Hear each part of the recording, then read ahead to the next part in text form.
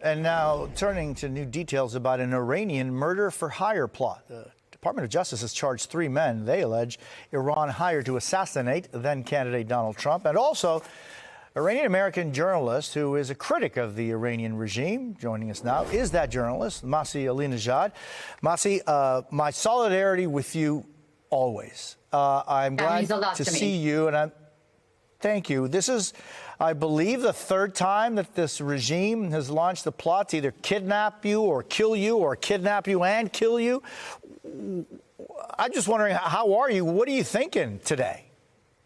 I love my life. You know, I've been given a second life, and I appreciate every single moment. You know, it was quite scary to read the details. Actually, the FBI told me that the person who was assigned to assassinate President Trump was the same one hired 2 men from New York, plotting to kill me. I was actually scheduled to go to Fairfield University, which is in Connecticut, and I love Connecticut. But what happened, these 2 men from New York were there taking pictures and waiting for me to meet me, which would have been disaster. And these 2 persons were actually waiting for me hours in front of my old house where I'm not even there. I mean, many times at MSNBC, Fox News, CNN, I said that. I was forced to sell that house. And I've been moved 21 times between safe houses. But the guy from New York, they were waiting for me outside the house in Brooklyn to kill me. You know, Masih, what does it say to you and to all of us that this regime that has been in power in Iran since 1979, that rules with an iron fist, is so scared of and is so concerned with a brilliant, intelligent woman that all she talks about is the need for that country and Persians to be able to live in freedom? What does it tell you that that's what they fear? You make me emotional because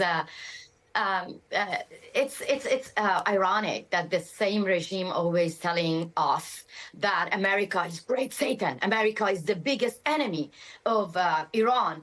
But it seems that they are scared of their own women more than being scared of America. So 3 plots against a woman shows you that the Islamic Republic really scared of its own women because they know that we want to end this regime.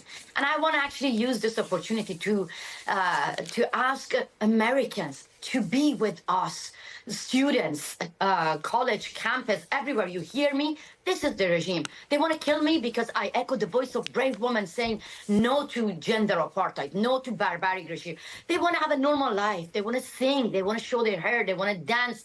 They want to express themselves. But this regime is scared of us.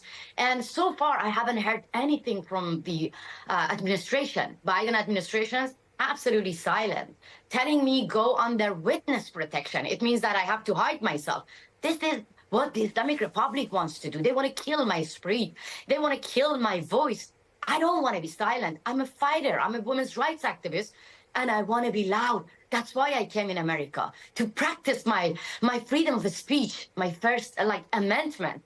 So I'm very heartbroken at the same time that when I see nobody cares in America, that the Iranian regime threatening the national security of this country. They're threatening the freedom of speech of this country. So I love America, and I don't want to see these killers following me everywhere in New York that I go.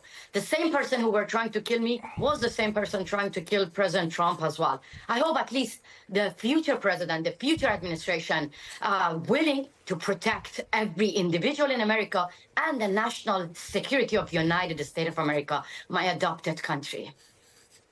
And, you know, that is the modus operandi of authoritarian and totalitarian regimes, the destruction of those who think differently, the destruction of those who simply want to speak and dance and laugh and enjoy their lives. And it's something that's the line that goes through all of history. The authoritarian and totalitarian regimes, that's their modus operandi, and you cannot be silenced, nor should you ever. Masih Alinejad, thank you for being with us. I appreciate it.